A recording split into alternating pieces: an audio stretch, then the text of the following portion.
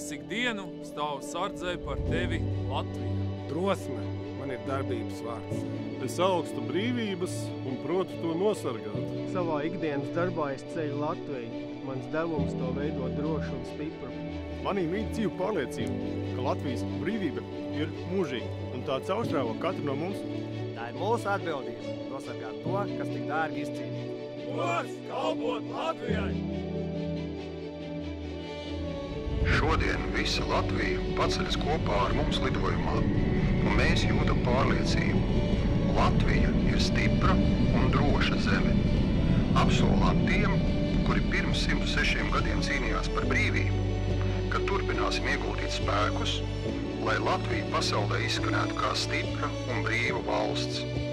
Paldies ikvienam, kas aizstāv mūsu valsti. Jūs esat spēks, kas nesīs Latviju cauri paudzēm. Daudz laimes, Latvija!